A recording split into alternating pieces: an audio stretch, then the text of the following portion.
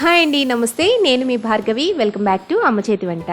ఈరోజు వీడియోలో most requesting video, ఎంతోమందికి ఫేవరెట్ రెసిపీ అయిన కాజు కట్లీ రెసిపీని చూపించిపోతున్నానండి. అదేనండి కాజు బర్ఫీ.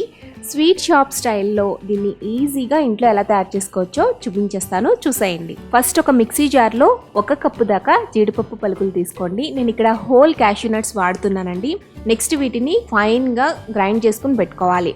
ఇక్కడ చూపిస్తున్న విధంగా బ్లెండ్ చేసుకున్న తర్వాత ఇందులోకి 1/2 కప్పు దాకా కాచి చల్లారి పెట్టుకున్న పాలు వేసుకోండి. ఇప్పుడు మళ్ళీ తిరిగి పేస్ట్ లాగా బ్లెండ్ చేసుకుని పెట్టుకోవాలి. మరి ఫైన్ పేస్ట్లా కాకుండా కొంచెం బరకు ఉండేటట్టు చూసుకోండి. ఇలా క్యాష్యూ పేస్ట్ని సిద్ధం చేసుకుని పెట్టుకున్న తర్వాత దీనికి మనం పాకం ప్రిపేర్ చేసుకోవాలండి. దానికోసం స్టవ్ మీద ఒక ప్యాన్ పెట్టుకుని అందులోకి 1/2 కప్పు దాకా పంచదార వేసుకోండి. 1 కప్పు జీడిపప్పు పలుకులకి 1/2 కప్పు పంచదార అయితే కరెక్ట్ స్వీట్ వస్తుందండి. ఇందులోకి 1/2 కప్పు దాకా నీళ్లు పోసి ఈ పంచదార అంతా కరిగి ముదురు పాకం వచ్చేంత వరకు కూడా మంటని మీడియం ఫ్లేమ్లో పెట్టుకుని ఈ పాకాన్ని మరిగించండి. ఇక్కడ చూపిస్తున్న విధంగా ఇలా థిక్ కన్సిస్టెన్సీ రావాలన్నమాట. లేత తీగ పాకం వస్తే మీకు కాజు బర్ఫీ అనేది పర్ఫెక్ట్గా రాదండి. థిక్గానే రావాలి, ముదురుగా రావాలన్నమాట. కొంచెం థిక్నెస్ అనేది ఈ పాకానికి ఉండాలి. పంచదార కరిగిన తర్వాత ఒక 5-10 నిమిషాల పాటు మరిగిస్తే ఈ కన్సిస్టెన్సీ అనేది వచ్చేస్తుంది. ఆ తర్వాత మంటని లో ఫ్లేమ్లోకి టర్న్ చేసుకుని మనం గ్రైండ్ చేసి పెట్టుకున్న ఈ కాజు పేస్ట్ని ఇందులోకి వేసేసేయండి. కాజు పేస్ట్ వేసిన తర్వాత లో ఫ్లేమ్లోనే దగ్గరికి అయ్యేంత వరకు కూడా గరిటతో మిక్స్ చేసుకుంటూ ఉండాలండి. ఇలా మిక్స్ చేస్తూ ఉండకపోతే అడుగు అనేది అంటుకునే ఛాన్స్ ఉంటుంది. అందుకనే మనం థిక్గా మందంగా ఉండే కడాయిని పెట్టుకుని ఈ రెసిపీని చేసుకోవాలి. ఈ కాజు పేస్ట్ అంతా కూడా పాకంలోకి కలిసిపోయిన తర్వాత 1 టీ స్పూన్ దాకా యాలకుల పొడి వేసుకోండి. మళ్ళీ తిరిగి ఈ పేస్ట్ అంతా కూడా ముద్దయ్యే విధంగా లో ఫ్లేమ్లోనే తిప్పుతూ ఉండండి.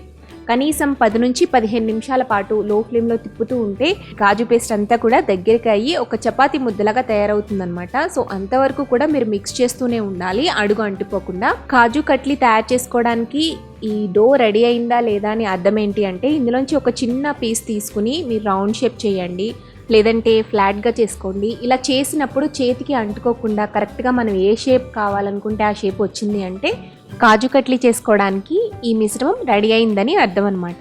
నెక్స్ట్ స్టవ్ ఆఫ్ చేసుకుని ఈ ప్యాన్ని పక్కకు దించుకుని ఇందులో ఉన్న డో మొత్తాన్ని కూడా ప్యాన్కి స్టిక్ అయ్యే విధంగా పల్చగా స్ప్రెడ్ చేసుకోవాలి. కంప్లీట్గా చల్లారేంత వరకు దీన్ని ఉంచాలండి.